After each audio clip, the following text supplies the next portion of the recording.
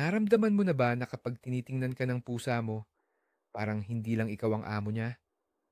Parang tinitingnan ka niya na para kang nakababata at medyo slow na kapatid. Kung tutuusin, may karapatan silang tumingin sa atin ng ganyan. Habang tayo, ang tao, ay nag-iimbento ng gulong, nagtatayo ng mga piramid, at nagpapabagsak ng mga imperyo, nandoon na sila, nagmamasid, naghahari. Ngayon, pag-uusapan natin ang tinatawag na buhay na fossil. Hindi, hindi ito tungkol sa mga dinosaur, kundi sa mga nilalang na nagmimiyaw at humihilik sa tabi mo. Sa video na ito, tatalakayin natin ang 5 pinakasinaunang lahi ng pusa na umabot sa ating panahon nang halos hindi nagbabago. At maniwala ka, ang kasaysayan ng ilan sa kanila ay mas astig pa sa kahit anong Hollywood blockbuster. Sino sa kanila ang nagligtas sa mga ani ng Vikings? Kaninong mga ninuno ang minumify at binigyan ng karangalang panghari? At totoo ba na may isang lahi na lumitaw na lang ng kusa, walang tulong ng tao? Kaya umayos na sa pagkakaupo, magtimpla ng tsaa at iligpit muna ang lahat ng babasagin sa lamesa dahil sisimulan na natin ang ating paglalakbay sa kasaysayan. Bago tayo magsimula sa listahan, linawin muna natin ang isang mahalagang detalye. Kapag sinabi nating sinaunang lahi, hindi natin tinutukoy ang mga pusa na inbreed lang ng mga cattery noong nakaraang siglo na basta nag-crossbreed lang ng dalawang magandang pusa. Ang pinag-uusapan natin ay ang mga natural o katutubong lahi, aboriginal. Ibig sabihin, ang kalikasan mismo, ang heograpiya at ang matinding natural selection ang humubog sa kanilang anyo at pagkatao sa loob ng daan-daan o libu-libong taon. Ang tao ay halos hindi nakialam sa prosesong ito, lalo na sa simula. Ayon sa pag-aaral ng genetics, lahat ng modernong alagang pusa ay nagmula sa African wildcat o ang Felis silvestris libica. Nagsimula ang pagpapaamo sa Middle East, sa rehiyon ng Fertile Crescent, mga 10,000 taon na ang nakakaraan. Pero ito ang nakakatuwa. Ang mga pusa, hindi tulad ng mga aso, ay parang sila mismo ang nagpaamo sa sarili nila. Lumapit sila sa mga tao dahil may mga butil tayo. At kung saan may butil, nandoon ang mga daga. Isa itong win-win deal. At ang ilan sa mga unang populasyon ng pusa na ito na na-isolate sa ilang partikular na rehiyon ng mundo ay nabuhay hanggang ngayon. Sila ang tinatawag nating mga pinakasinaunang lahi. Simulan na natin sa lahi ng pusa na, sa totoo lang, parang isang buhay na postcard na galing pa sa sinaunang Ehipto. Ito ang tinatawag nating Egyptian Mau. At kapag sinabi kong sinauna, hindi ako nag-iimbento. May mga larawan ng pusa na halos kamukhang-kamukha ng mga modernong Mau, yung tipong may kakaibang batik-batik na balahibo at parang may eyeliner sa paligid ng mata na natagpuan sa mga frescoes na higit 3,000 taon na ang tanda. Ang salitang Mau mismo sa lumang Ehipsyo ay simpleng nangangahulugang pusa. Ganoon kasimple, walang kaeksa-eksena. Imagine mo na lang ang label ng kanilang estado. Ikaw ay simpleng pusa na may malaking titikpi. Ang pangunahing katangian ng lahing ito na literal na nagpapabaliw sa mga geneticist ay ang kanilang mga batik. Ito ang kaisa-isang alagang pusa na natural ang batik-batik na kulay. Hindi ito resulta ng selective breeding or pagpapalahi. At ang mas nakakamangha pa, ang kanilang mga batik ay hindi lang nasa balahibo, nasa mismong balat nila. Kung sakaling aahitan mo ang Egyptian Mau, huwag mo itong gagawin siyempre, maliban kung kailangan sa medikal. Hindi ka niya mapapatawad. Makikita mo ang parehong disenyo ng batik sa kanyang katawan. Isa itong ganap na natural exclusive. Sa sining ng Ehipto, madalas silang inilalarawan na nangangaso ng mga ibon sa mga taniman ng papyrus o nakaupo sa ilalim ng upuan ng kanilang amo.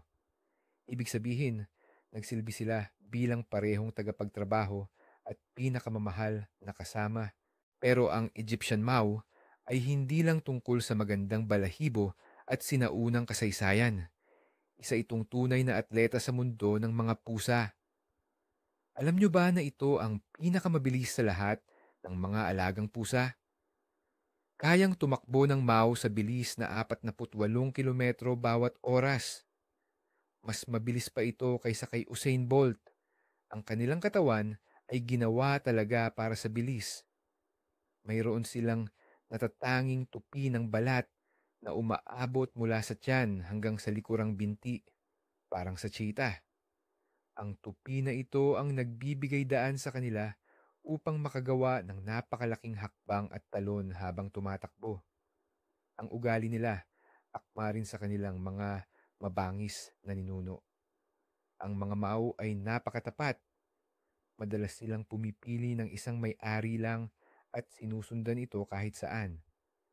Pero pagdating sa mga estranghero, mapagmatyag sila. Hindi sila yung tipo na hihiga lang na parang basahan sa kandungan ng sino mang bisita. Mayroon silang mataas na pagpapahalaga sa sarili na tila naguugat pa sa panahon na sinasamba ang diyosang si Bastet. At isa pa, isang nakakatuwang detalye, ang boses ng Mau ay napaka-musical. Hindi lang sila basta nagmimiyaw. Gumagawa sila ng tunog na parang chirp ng ibon, lalo na kapag nakakakita sila ng biktima or kapag nasasabik sila. Pero kahit gaano pa kayaman ang kasaysayan nila, noong kalagitnaan ng ika-20 siglo, halos naglaho na sa mundo ang Egyptian Mau. Ang World War II, Dabidadudubdadubibay, ay talagang sumira sa populasyon ng pusa, hindi lang sa Europa kundi pati na rin sa mismong Ehipto. Kaya naman, lubhang nanganganib na itong maglaho. Ang hindi inaasahang pag-asa ay nagmula kay Princess Natalia Trubetskaya ng Russia. Isa siyang emigrante sa Italy at lubos siyang humahanga sa mga pusa na ito. Ginawa niya ang lahat. Ginamit niya ang kaniyang koneksyong diplomatiko para makakuha ng isang pares ng purong Mau mula sa Ehipto sa pamamagitan pa ng embahada ng Syria. Dahil sa tiyaga niya at ng mga iba pang mahihilig sa pusa na nagdala ng lahi sa Amerika, kaya natin sila nakikita at hinahangaan ngayon. Isang matibay na halimbawa ito kung gaano kabilis mabura ang kasaysayan. Ang libu-libong taon ng kasaganahan ay halos natapos sa isang iglap lang, kung hindi dahil sa pagsisikap ng iilang taong may malasakit. Ang mga Mau na nakikita natin ngayon ay mga direktang inapo ng mga sinagip na pusa. Bawat kuting sa lahi na ito ay dala ang gene ng mga nakaligtas sa matinding panahon. Kaya naman, ang pagkakaroon ng ganitong pusa ay isang karangalan at kasabay nito isang malaking responsibilidad. Para lubos ninyong maiintindihan kung gaano ka-unique ang Egyptian Mau, hayaan ninyong bigyan ko kayo ng isang halimbawa. Isipin mo, umuwi ka galing trabaho at sasalubungin ka ng pusa mo sa pintuan na masayang iwinawagayway ang buntot, parang aso. Kilala talaga ang mga Mau sa ganyang ugali. Mahilig din sila sa tubig, isang bagay na hindi mo makikita sa karamihan ng pusa. Kuwento ng maraming nagmamay-ari, sumasama pa raw ang mga alaga nila sa banyo para maligo. O kaya naman, naglalaro sa water bowl gamit ang kanilang paa na nagkakalat ng talsik sa paligid. Isa itong kumusta mula sa kanilang mga ninuno na naninirahan sa Nile Delta, kung saan ang tubig ay hindi lang buhay, kundi pati na rin ang lugar ng pangangaso. Kaya, kung gusto mong mag-alaga ng Egyptian Mau, maghanda ka. Hindi lang ito basta magandang dekorasyon sa bahay, kundi isang aktibo, matalino, at napaka-demanding na kasosyo. Kailangan niya ng maraming laruan, isang mataas na cut tree para akyatin at syempre, ang buong atensyon mo.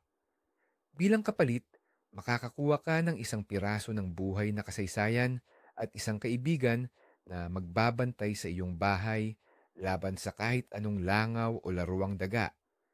Taglay ang karangalan at galing ng isang sinaunang mga ngaso. Dumako naman tayo sa pangalawang pwesto sa ating listahan. Dito, maglalakbay tayo pahilaga, patungo sa malamig at matitinding lupain ng Scandinavia. Handa na ba kayo? Kilalanin natin ang Norwegian Forest Cat o kung tawagin ng mga taga roon, ang Skogcat. Kung ang Egyptian Mau ay isang eleganteng mananakbo, itong Norwegian Forest Cat naman ay parang isang malakas na tank SUV.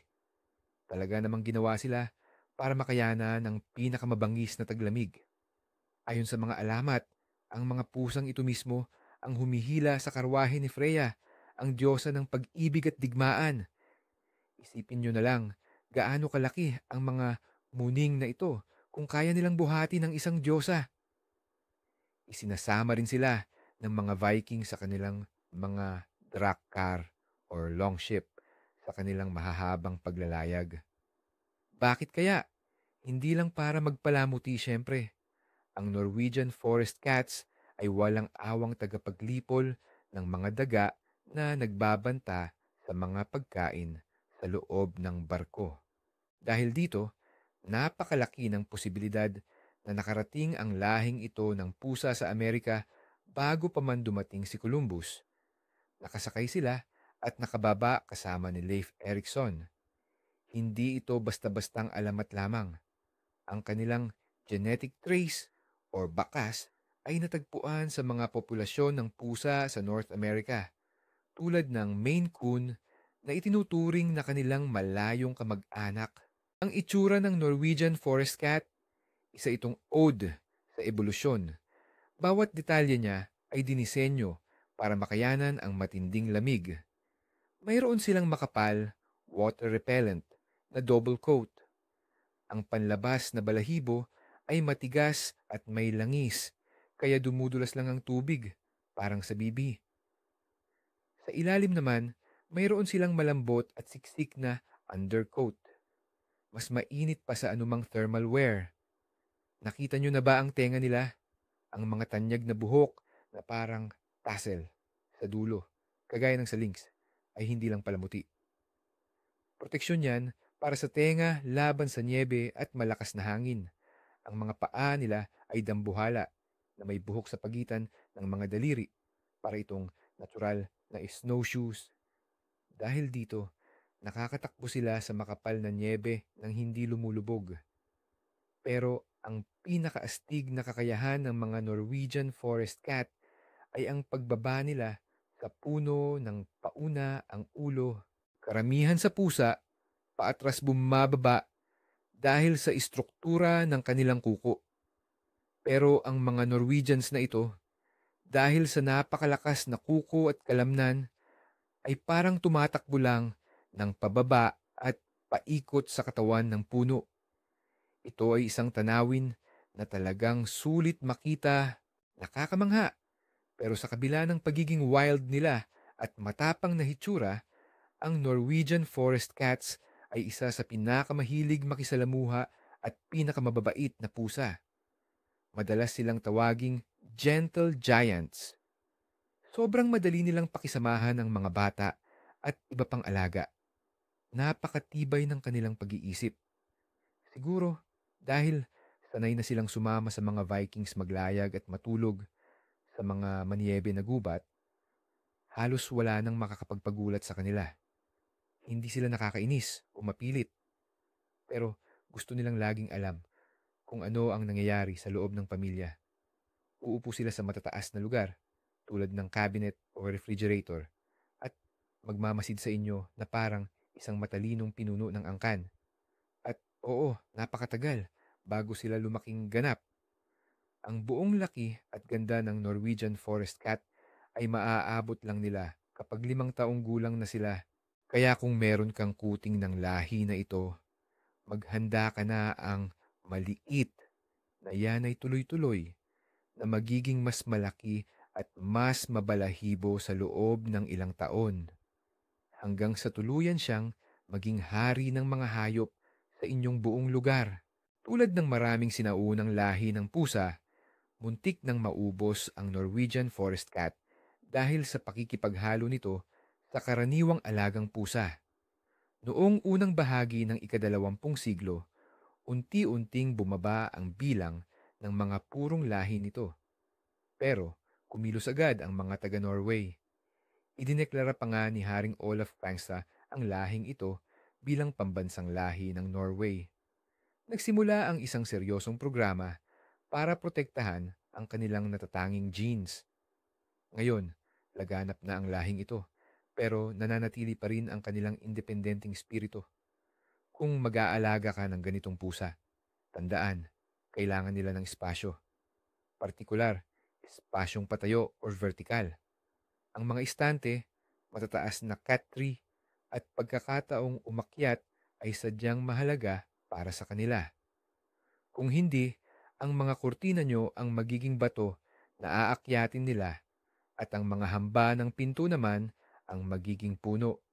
Siya nga pala, ang sabi-sabing mababangis at agresibo sila ay walang katotohanan.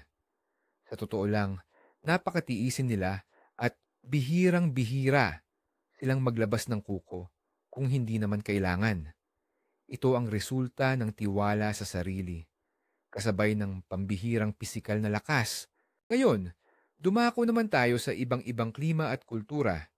Ang pangatlo sa ating listahan ay ang Turkish Angora at tinawin na natin agad ang isang malaking maling akala. Ang Angora ay hindi basta-basta puting pusang mabalahibo. Ito ay isang sinaunang katutubong lahi na nag-ugat sa kasalukuyang Turkey, partikular sa rehiyon ng Ankara na dating tinatawag na Angora. Isa ito sa pinakamatatandang lahi ng pusa na may mahabang balahibo sa buong mundo. Sinasabing ang gene para sa mahabang balahibo ay nag-evolve sa kanila bilang isang mutasyon upang maprotektahan sila mula sa matitinding taglamig ng Anatolian High Plateau. Dinala sila sa Europa bilang mahahalagang regalo noon pang ikalabing-anim na siglo. Labis na hinangaan ng mga hari at aristokrata ang kanilang malasot lang balahibo na halos walang panloob na balahibo or undercoat. Dahil sa katangiang ito, hindi gaanong nagkukulot o namumuo ang kanilang balahibo, hindi tulad ng ibang lahi na may mahabang coat. At ayon sa isang tanyag na alamat, ang paboritong pusa ni Propeta Muhammad na si Muiza ay pinaniniwala ang isang Turkish Angora na may magkaibang kulay ng mata. At dahil nabanggit na rin lang natin ang mata, ang tinatawag na heterochromia o ang pagkakaroon ng magkaibang kulay ng mata. Tulad ng asul ang isa at dilaw o berde ang pangalawa, ang siyang tatak ng klasikong puting Angora. Napakaganda nitong tingnan, parang hindi pangkaraniwan, pero may kapalit ito. Ang mga puting pusa na may asul na mata ay may lahing tendensya na maging bingi. Kung asul lang ang isang mata, posible na sa isang tainga lang sila bingi. Ito ang halaga na sinisingil ng kalikasan dahil sa kakulangan sa pigment. Pero pinatunayan ng mga modernong breeder na ang Turkish Angora ay pwedeng magkaroon ng kahit anoong kulay. Normal din ang itim, ginger, kulay dalandan, o kaya naman ay tabi, may guhit, na Angora. Sadyang mas pinahahalagahan lang noon ang mga puti. Higit pa rito, may programa pa rin sa Ankara Zoo na nagpaparami at nangangalaga sa mga puting Angora na may magkaibang kulay ng mata dahil itinuturing silang pambansang yaman ng Turkey. Matagal na panahon, halos imposible talagang ilabas ang ganitong pusa mula sa bansa ng walang espesyal na pahintulot mula sa gobyerno. Ang ugali ng Turkish Angora, aba, ibang klase. Kung gusto mo lang ng pusang nakahiga lang sa sopa, lumayo ka na dyan. Ang Angora, parang balerina na naka-energy drink. Grabe ang kembot at galaw nila, pero parang wala silang katapusan na karga. Gustong-gusto nilang sila ang bida at sisingit yan para tumulong sa lahat. Pag-type sa keyboard, pagluto, pati na rin sa pag-aayos ng kama. Sobrang talino ng mga yan. Madaling matutong magbukas ng pinto, drawer, at minsan pati switch ng ilaw. Sabi ng maraming may-ari, parang aso raw sila sa pagiging malambing at klingi. Pero syempre, may katusuhan pa ring pusa. Ang galing nilang lumangoy. Pala. Oo, tama. Isa na naman itong lahi na walang takot sa tubig. Kasi noon, ang mga ninuno nila ay madalas manghuli ng isda sa mababaw na tubig. Kaya wag kang magugulat kung biglang sasamahan ka ng anggora mo habang naliligo ka sa bathtub. Isang mahalagang bahagi ng kasaysayan ng Turkish Angora. Noong ika-19 na siglo, halos naglaho sila dahil sa tindi ng kasikatan ng Persian cats. Nag-uso ang mga Persian at sinimulan silang i-crossbreed ng mga tagapag-alaga sa Angora para mapaganda pa ang balahibo ng Persian na halos umubos sa purong lahi ng Angora. Nakaligtas lamang ang lahi dahil sa agarang pagkilos ng mga Turko. Pinahinto nila ang pagluluwas at nagtatag ng programa sa Ankara Zoo. Ito ay nagpapaalala sa atin na ang labis na pagsunod sa uso ay maaaring makapinsala. Ang Angora ngayon ay isang malusog at matibay na lahi na may kakaunting problemang pang-genetic na bunga ng kanilang likas na pinagmulan. Matagal silang nabubuhay, madalas ay umaabot ng 15 hanggang 18 taon at nananatiling masigla kahit matanda na. Kaya kung pipiliin mo ang Angora, pumipili ka ng kaibigan sa napakahabang panahon. Isang kasama na araw-araw kang hahamunin at gagawing masaya dahil sa talino at pino nitong kilos. Ang pang-apat na lahi sa listahan natin ay magdadala sa atin sa Asia, sa dating Siam, na ngayon ay Thailand. Pag-uusapan natin ang Siamese cat. Pero kalimutan nyo na ang nakita ninyo sa mga lumang cartoons or sa mga retro na litrato. Ang tunay at sinaunang Siamese cat na tinatawag ngayong Thai cat or Old Style Siamese ay medyo iba ang hitsura pero pareho pa rin ang esensya. Ang unang pagbanggit sa kanila ay matatagpuan sa sikat na manuskrito, ang Tamra Maew, ang aklat ng mga tula tungkol sa pusa, na nilikha noong ika-14 na siglo. Doon, inilarawan sila bilang puting pusa na may itim na tainga, buntot at paa, at ang kanilang mga mata ay kumikinang na parang pulang apoy kung gabi. Ang mga pusa na ito ay naninirahan lamang sa mga templo at sa mga pamilya ng hari. Pinaniniwalaan na kapag namatay ang isang miyembro ng royal family, ang kanyang kaluluwa ay lumilipat sa katawan ng Siamese cat. Pagkatapos nito, dadalhin ang pusa sa isang templo para doon na manirahan, kung saan pakakainin siya ng mga monghe at kamag-anak ng yumao ng pinakamahusay na pagkain gamit ang gintong plato. Hindi masamang retirement yan, di ba? Walang kasing rami ng alamat at kwento ang umiikot sa mga Siamese cat. Halimbawa, bakit karaniwang duling at may mga kurbada sa buntot ang mga lumang Siamese? Ayon sa alamat, ang mga pusang ito raw ay inatasang magbantay sa isang napakahalagang florera o di kaya'y kopa ni Buddha. Sa sobrang titig nila sa kayamanan, naduling sila. At dahil mahigpit nilang ipinulupot ang kanilang buntot para siguradong walang makakakuha na kurbada na ito. Romantiko man pakinggan, pero sa totoo, ang mga ito ay genetic defects lamang. Resulta ng inbreeding o malapit na pagpapares sa loob ng isang isolated na populasyon sa palasyo. Halos na alis na ng mga modernong breeder ang mga katangiang ito dahil itinuturing nila itong depekto. Ngunit hindi maikakaila na nag-iwan ito ng matinding marka sa kasaysayan ng lahi. Isa pang natatanging katangian ay ang kanilang kulay na tinatawag na color point. Ito ay isa ring gawa ng genetic science. Ang kulay ng kanilang balahibo ay nakadepende sa temperatura ng kanilang katawan. Sa mas malamig na bahagi ng katawan, tulad ng tainga, paa, buntot at ilong, dumidilim ang kanilang balahibo. Pero sa gitnang parte na mas mainit, nananatili itong matingkad or mapusyaw. Kaya naman, kapag ipinanganak ang mga Siamese kitten, puting-puti sila. Dahil sa loob ng sinapupunan, pantay-pantay ang init.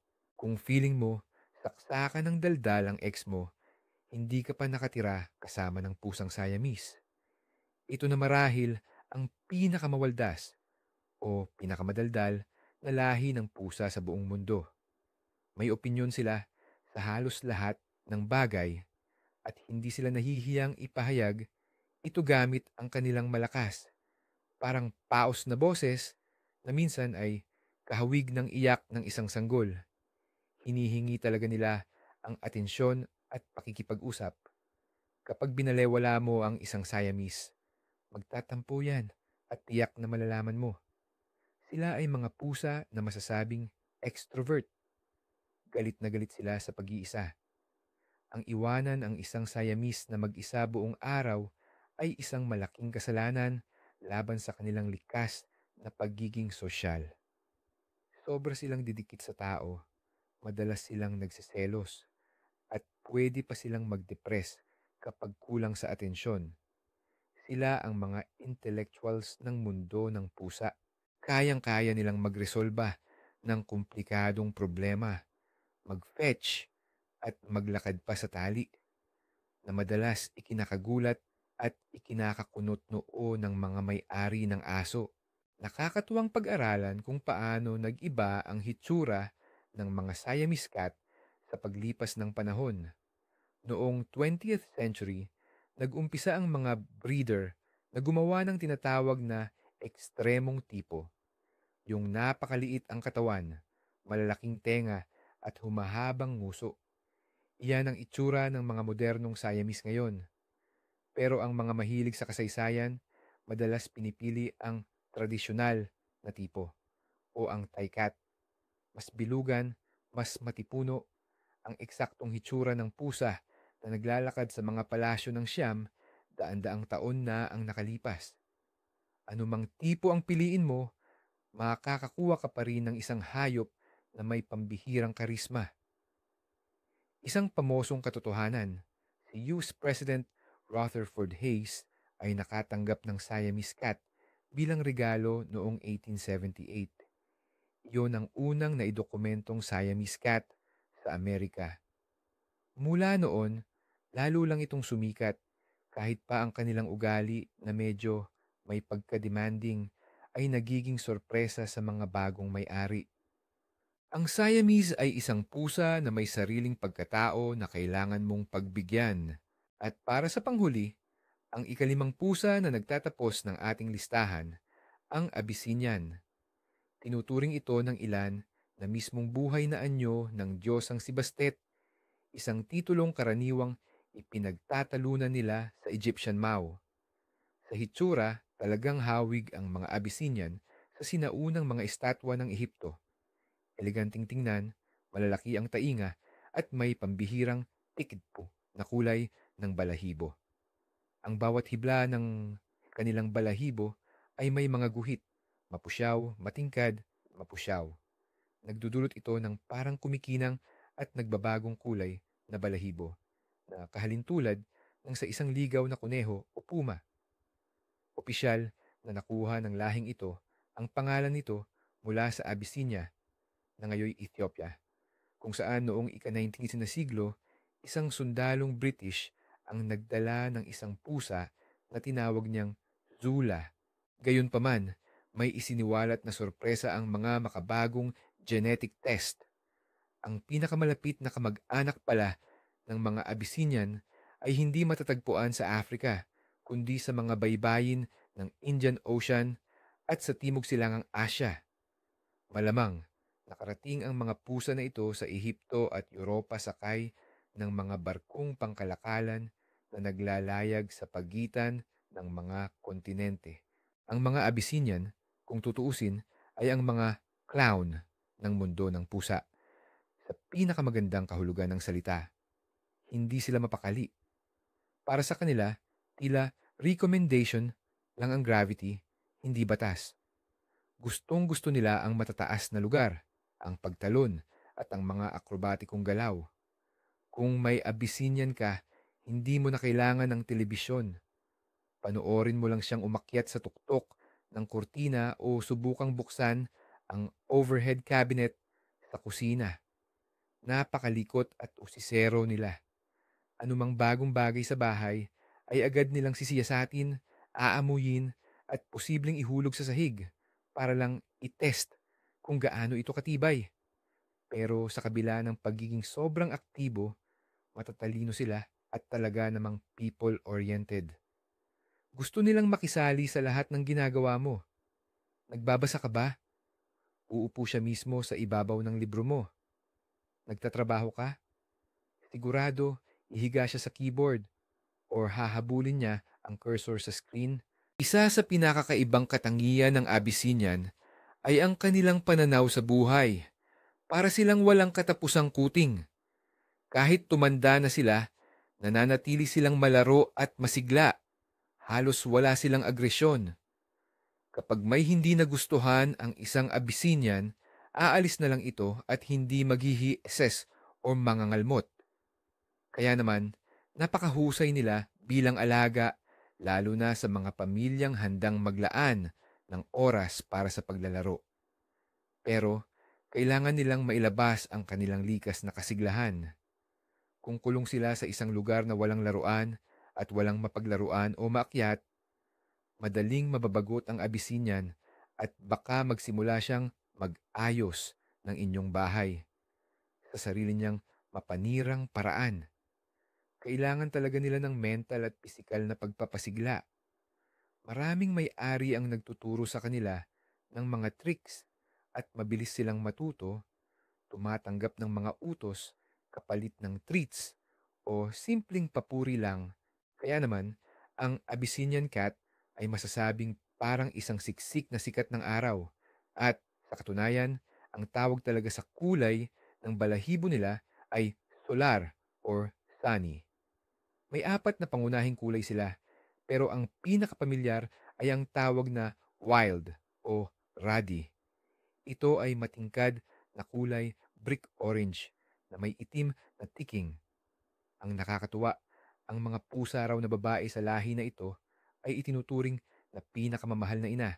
Pero kadalasan, kakaunti lang ang anak nilang kuting. Ito ang dahilan kung bakit nagiging napakahalaga at bihirang alaga ang Abyssinian. Kapag pinili mong mag-alaga ng Abyssinian, hindi lang pusa ang papasok sa bahay mo. Magdadala ka ng isang maliit na bagyo ng pag-ibig at gulo, chaos. Araw-araw, ipapaalala niya sa iyo ang ligaw na kalikasan ng gubat, lalo na tuwing gigisingin ka niya, maging sa simpleng sundot ng basang ilong o sa biglaang talon sa dibdib mo mula sa pinakamataas na aparador sa kwarto. Ganyan po talaga sila, itong mga pusa na parang buhay na kasaysayan. Mula sa mga banal na templo ng Siam hanggang sa nagyayelong kagubatan ng Norway. Mula sa palasyo ng mga pharaoh hanggang sa modernong apartment natin ngayon. Ang limang lahi na ito, dinala nila ang kanilang kakaibang karisma sa paglipas ng maraming siglo na hindi man lang nawala ang kanilang alindog at wild buyon na presensya. Nakakagulat isipin na habang hinahabol ng inyong furry friend ang laser pointer, may kasaysayan pala ng buong sibilisasyon na nakatatak na sa genes niya. Ang Egyptian Mau ay nagpapaalala sa atin ng walang hanggan. Ang Norwegian Forest Cat sa lakas ng survival. Ang Angora sa kagandahan sa kabila ng lahat. Ang Siamese sa katapatan. At ang Abyssinian naman sa kaligayahan ng buhay. Ngayon, ito ang tanong ko sa inyo. Aling kasaysayan ng pusa ang pinakanakakuha ng atensyon nyo? Gusto nyo ba ng pusa na sumama sa mga Vikings sa paglalayag o yung pusa na itinuring na reinkarnasyon ng mga hari? O baka naman, may alaga na kayo na kabilang sa mga sinaunang lahi na ito? I-comment na yan dahil sobrang interesado kaming malaman ang tungkol sa inyong mga pusa. Kung may bago kayong natutunan sa video na ito, paki-like, mag-subscribe sa channel at pindutin na rin ang bell icon. Marami pa tayong aalaming sikreto at misteryo sa mundo ng mga pusa. Hanggang sa muli nating pagkikita sa susunod na video.